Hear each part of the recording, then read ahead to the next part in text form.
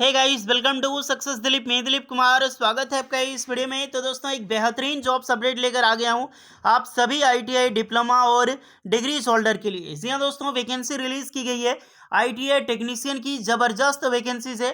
Total जितनी भी post है ग्रुप सी की पोस्ट पर बेहतर सरकारी नौकरी की वैकेंसी निकाल दी गई है गाइस। वैकेंसी जो है वो भी बहुत अच्छी खासी है। पोस्ट कम नहीं है यार, 357 पोस्ट। बहुत अच्छी बात है, क्योंकि आजकल की डेट में एक तो 10 पोस्ट पर सरकारी नौकरी भी निकल जाए तो अच्छी बात हो जाती है, क्योंकि निकलती ही नहीं भर्ती। और 357 पोस्ट किसी भी डिपार्टमेंट से निकाली गई है। दैट इज मैसिव अपॉर्चुनिटी, मौका मत छोड़ना। परमानेंट जॉब है, टोटली सरकारी नौकरी है। आईटीआई डिप्लोमा डिग्री सभी कैंडिडेट अप्लाई कर सकते हैं। बिल्कुल फ्रेशर्स के लिए रिक्रूटमेंट निकाली गई है। चलिए डिटेल में बात करते हैं, ए टू जेड प्रोसेस, कैसे अप्लाई करना है, किस डिपार्टमेंट पर वैकेंसीज है, किस बेसिस पे जॉब मिलेगी, एक ग्रुप सी की सरकारी नौकरी आपको कहाँ करनी होगी, सिलेबस क्या होता है। इस तरह देखिएगा, ये जितने भी कैंडिडेट हैं इस तरह से जब भी रिक्रूटमेंट आती है ना तो अप्लाई ज़रूर करना, क्योंकि कंपटीशन लॉ होता है। बिकॉज इस तरह के डिपार्टमेंट में ज़्यादा स्टूडेंट जो है वो ध्यान नहीं देते। उनका ध्यान फोकस होता है रेलवे पे अधिकतर, या फिर कोई भी टेक्निकल जैसे डीआरडीओ हो गया, या फिर बीएआरसी हो गया, इसरो, सेल, भेल, ऑर्डिनेंस फैक्ट्री। और इस तरह का डिपार्टमेंट सैलरी भी अच्छी खासी देती है। ये सेंट्रल गवर्नमेंट पे रिक्रूटमेंट निकाली गई है। डिटेल में बात करेंगे कि कैसे अप्लाई करना है और कौन कौन से ट्रेड के लिए वैकेंसीज है, तो वीडियोस में बने रहिएगा ताकि आपकी सारी डाउट्स क्लियर हो सके। शुरू करते हैं। आगे बढ़ने से पहले जितने भी आईटीआई डिप्लोमा डिग्री होल्डर हैं सभी स्टूडेंट अपना ब्रांच और अपना ट्रेड जरूर हमें कमेंट करके बताएं, और साथ में बताएं आप किस डिपार्टमेंट में जॉब अपडेट पाना चाहते हैं, या फिर आपका ड्रीम जॉब क्या है। चलिए आगे बढ़ते हैं। सो गाइज, ये है ऑफिशियल नोटिफिकेशन। वैकेंसी रिलीज की गई अखिल भारतीय आयुर्विज्ञान संस्थान, यानी कि All India Institute of Medical Science, Saket Nagar, Bhopal, Madhya Pradesh से वैकेंसी रिलीज की गई है।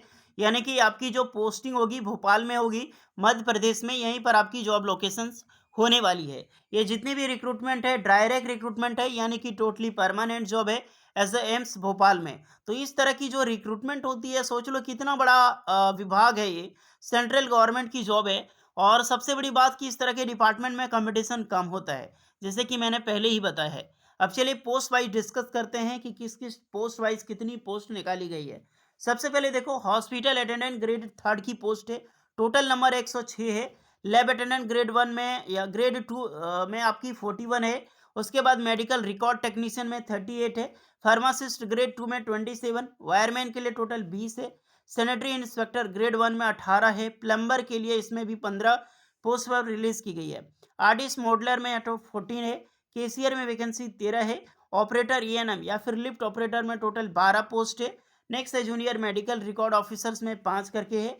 और टेक्नीशियन जो गैस स्टेट या गैस कीपर में 6 वैकेंसी। इलेक्ट्रिशियन की भी 6 पोस्ट है। मैकेनिक आरएनएसी के लिए 6 है। डार्क रूम असिस्टेंट ग्रेड 2 5 है। असिस्टेंट लॉन्ड्री सुपरवाइजर के लिए यहाँ पर टोटली 4 पोस्ट है। देन आपको मिल जाएगी डिस्पेंसिंग अटेंडेंट में यहाँ पर 4 है। उसके बाद मैकेनिक ईएनएम में 4 है। लैब अटेंडेंट ग्रेड 2 में 3। गैस या फिर पंप मैकेनिक में 2 है। लाइनमैन के लिए 2 है। टीलर ग्रेड 2 के लिए 2 है। लैब टेक्नीशियन 1 है। उसके बाद फार्मासिस्ट हो गया, या फिर कोडिंग क्लर्क, या फिर मॉडिफाइड रूम अटेंडेंट, सबके लिए एक एक पोस्ट है। टोटल नंबर ऑफ पोस्ट है 357, जो कि ऑल इंडिया के मेल एंड फीमेल सभी कैंडिडेट इस फॉर्म के लिए अप्लाई कर सकते हैं। ओके, पीडब्ल्यूडी वालों के लिए कुछ रिजर्व बताया गया है, जो कि आप एक बार चेक कर लें। फॉर्म की मैं बात करूं, फॉर्म आपका 27 अक्टूबर से फॉर्म अप्लाई कर सकते हैं आप। स्टार्ट हो चुकी है। लास्ट डेट है 20 नवंबर 2023 तक। इसकी जो फॉर्म है टोटली आपको ऑनलाइन ही फिलअप करनी है। सिलेक्शन प्रोसीजर देखो तो सीबीटी होगा, यानी कि कंप्यूटर बेस्ड टेस्ट। एंड जो भी कैंडिडेट क्वालिफाई करते हैं उसको स्किल टेस्ट के लिए बुलाया जाएगा, यानी कि वही आपका है ट्रेड टेस्ट। उसके बाद आपका डायरेक्टली डीवी यानी कि डॉक्यूमेंट वेरिफिकेशन। देन आपका मेडिकल टेस्ट। सीबीटी अगर देखा जाए तो 100 क्वेश्चन 100 मार्क्स का 90 मिनट का टाइम रहेगा। और जो भी सिलेबस है ये आपको मिल जाएगी एनएसएस 2 में, जो कि मैं आपको आगे बता रहा हूँ। इस फॉर्म में अप्लाई करने के लिए एप्लीकेशन चार्ज जो लगेगा, जनरल ओबीसी सीडब्ल्यूएस वालों के लिए 1200 रुपये, और एसटी एससी पीडब्ल्यूडी वालों के लिए यहाँ पर 600 रुपये, जो कि एप्लीकेशन फ़ी रखा गया है। और ये टोटली पेमेंट मोड आपका ऑनलाइन होगा। चलिए गाइस, फाइनली हम आते हैं क्वालिफिकेशंस में। फर्स्ट ऑफ ऑल क्वालिफिकेशंस ध्यान से सुनना। हॉस्पिटल अटेंडेंट ग्रेड थर्ड की पोस्ट में यहाँ पर 10th पास के कैंडिडेट अप्लाई कर सकते हैं। और हॉस्पिटल सर्विस का आपके पास सर्टिफिकेट होना चाहिए।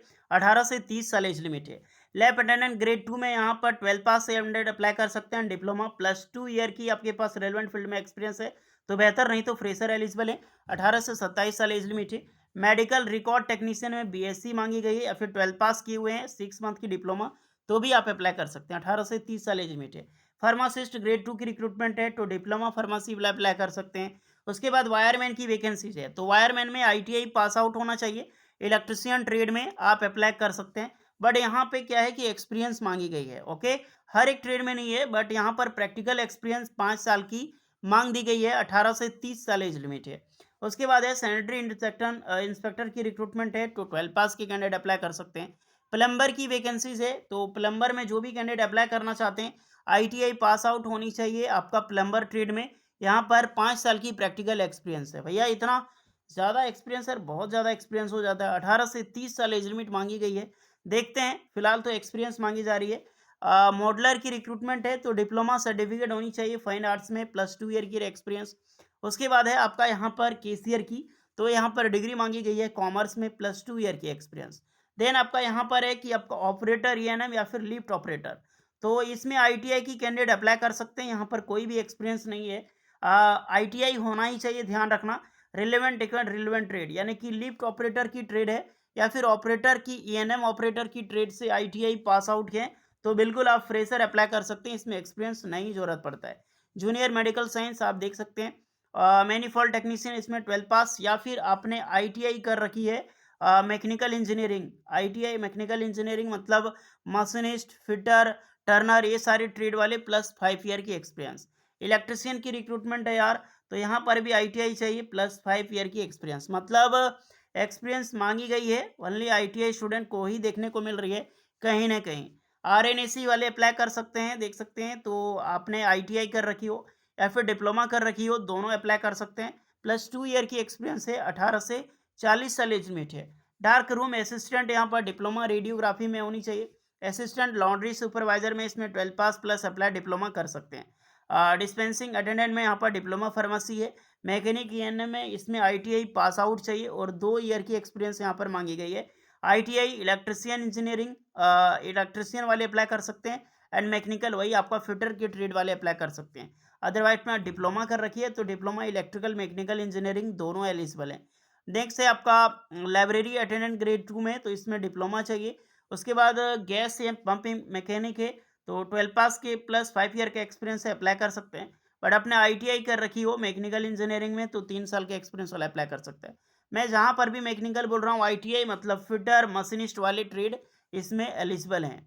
उसके बाद है लाइनमैन की रिक्रूटमेंट है तो लाइनमैन यहाँ पर आईटीआई के जो ट्रेड हैं इलेक्ट्रिशियन के ट्रेड वाले अप्लाई कर सकते हैं। मात्र 2 साल के एक्सपीरियंस है तो ये ज़बरदस्त जॉब है यार। 18 से 30 साल एज लिमिट है और लाइनमैन की जॉब है। टेलर की वैकेंसी है तो आईटीआई टेलर के कैंडिडेट अप्लाई कर सकते हैं। कोई भी एक्सपीरियंस यहाँ पर नहीं मांगी गई है। लैब टेक्नीशियन में वैकेंसी तो डिप्लोमा मेडिकल लैब टेक्नोलॉजी वाले एलिजिबल होंगे। उसके बाद है फार्मासिस्ट केमिस्ट की रिक्रूटमेंट है तो यहाँ पर भी डिप्लोमा फार्मासिस्ट मांगी गई है। देन आपकी कोडिंग क्लर्क में बीएससी चाहिए, 12 पास चाहिए, टाइपिंग स्पीड होनी चाहिए। मैन्युफैक्चर रूम अटेंडेंट में 12 पास +3 ईयर की एक्सपीरियंस यहाँ पर मांगी गई है। तो मैंने अभी जितनी भी बताई है सारे क्वालिफिकेशंस बढ़िया से समझ लेना, तभी आप अप्लाई कर सकते हैं। कुछ डाउट है तो कमेंट करके आप बता सकते हैं। यहाँ पर सिलेबस दिया गया है सीबीडीज के माध्यम का पार्ट ए और पार्ट बी के रूप में। पार्ट ए आपका होगा 25 मार्क्स का, जो कि detail syllabus notify website AIIMS के वेबसाइट पे मिल जाएगी भोपाल के।